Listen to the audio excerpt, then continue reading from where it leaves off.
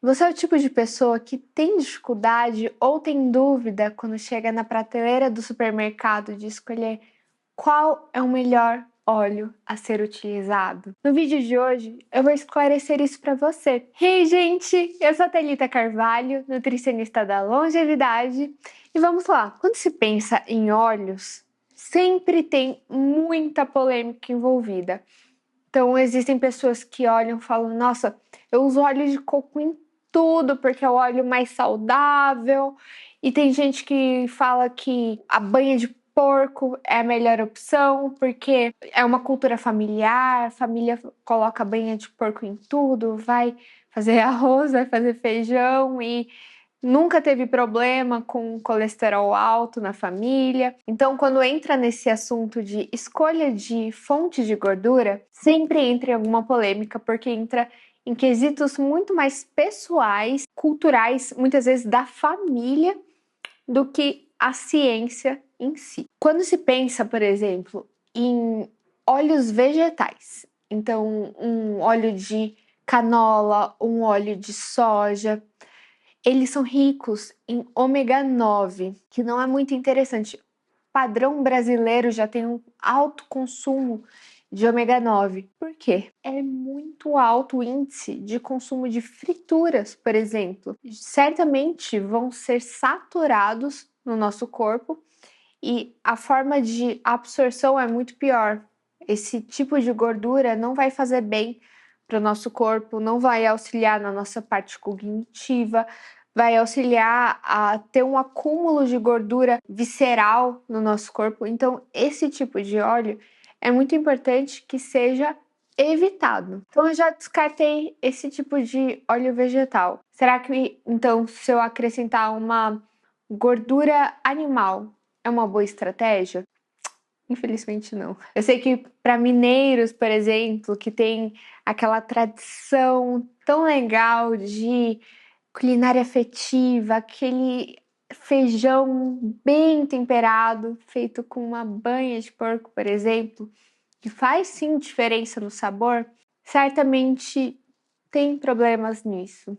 Por quê? Quando se pensa em gordura animal, tem gorduras muito mais saturadas, que assim como eu falei da gordura vegetal, da mesma forma, vai acumular também nas nossas vísceras.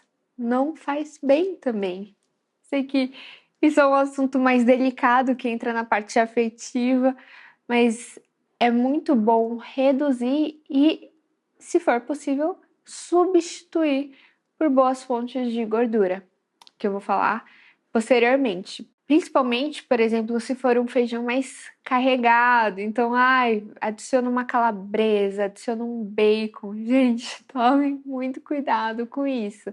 Certamente, o consumo excessivo dessa preparação pode desencadear em doenças a longo prazo. Então, ter problema com um colesterol alto, ter problema com alguma doença cardiovascular. Então, evitem, busquem reduzir a quantidade desse tipo de gordura. Beleza. Então, eu já falei de duas fontes que são importantes de serem evitadas, mas quais são as melhores fontes? O que eu devo escolher então? O azeite de oliva tem sido alvo de estudos e tem sido muito bem avaliado nessa parte de cocção. Não precisa necessariamente ser um azeite de oliva extra virgem quando se pensa em submeter essa fonte de gordura no calor. Então, vai cozinhar um arroz, por exemplo, um feijão, pode ser um azeite de oliva normal, tá bom? Agora, um fator muito importante é considerar a quantidade. Não é porque eu estou falando que o azeite de oliva é uma fonte muito interessante de gordura, tem a presença de ácido graxo ômega 3, é um fator antioxidante, é muito interessante, ajuda na nossa parte cognitiva, esse tipo de gordura. Não é porque é um azeite de oliva que sim é mais saudável do que os outros tipos de fontes de gordura, que você vai consumir de forma desenfreada. Então, tomem cuidado. É um valor calórico muito alto e deve sim tomar muito cuidado com a quantidade. Então, uma dica que eu sempre dou para os meus pacientes é: use, por exemplo, para fazer um arroz, fazer uma preparação culinária que seja, uma quantidade de gordura para untar. Então, não exagere na quantidade de gordura nas preparações culinárias. Busque sempre submeter um mínimo de gordura no calor, porque ele vai quebrar as moléculas. Então, por exemplo, vai consumir um azeite de oliva na salada? Nesse caso, sim, busque o azeite de oliva extra virgem. Coloque uma colher de sopa, por exemplo. Isso sim é uma boa escolha. Cuidado com a quantidade e busque sempre uma boa fonte de gordura. Apresentei então o azeite de oliva, que é uma fonte que eu gosto muito. Inclusive, quando se pensa na dieta do Mediterrâneo, a presença do azeite de oliva é grande, é muito usado nas preparações culinárias. Então, se você for pensar, né, no Mediterrâneo, as oliveiras estão presentes nessa região da costa. Então, é muito legal pensar, é uma ótima fonte de gordura. Além do azeite de oliva, muito se pergunta também sobre a manteiga e o óleo de coco. São duas fontes de gorduras muito diferentes e apesar do óleo de coco, a começar por ele, ser muito, muito famoso e ter esse estereótipo de ser uma fonte de gordura saudável, muito cuidado, porque ele é um tipo de gordura saturada.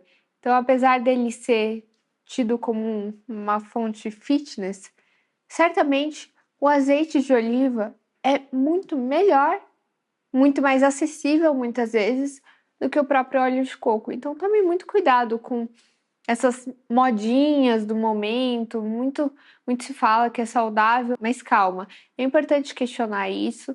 E o óleo de coco, principalmente quando for submetido ao calor, ele vai ser super saturado. Então, basicamente não vai fazer bem para sua saúde. Já a manteiga, ela tem alguns pontos a serem considerados. Apesar dela ter ácido graxo ômega 3, ter alguns fatores antioxidantes, tem que tomar cuidado porque, se for o seu caso, ser uma pessoa intolerante à lactose ou que tem alergia à proteína do leite de vaca, com certeza é um fator a se descartar. O segundo ponto é: a manteiga, ela tem um ponto de queima muito baixo. A partir dos 60 graus, ela começa a queimar, ou seja, ela transforma o que é um ácido graxo bom em um ácido graxo saturado. Então, é um problema. Se você, por exemplo, for consumir a manteiga sem submeter ela ao calor, ok, só tomem cuidado com a quantidade. É muito perceptível que a manteiga escurece muito fácil no fogão, dá para perceber muito isso. Então, só tomem cuidado em fazer uma preparação culinária com ela, submetendo ao calor. Busque priorizar o azeite de oliva, que é uma excelente fonte de ácidos graxos ômega 3 e não vai ter uma quebra tão grande quanto a manteiga teria. E aí, me contem aqui nos comentários quais são as fontes de gordura que você costuma usar nas suas preparações culinárias. E vocês têm mais alguma dúvida sobre isso? Sei que é um assunto muitas vezes mais delicado, muitas pessoas têm dificuldade de substituir. Encontro vocês nos próximos vídeos desse canal. Beijo, beijo e até a próxima!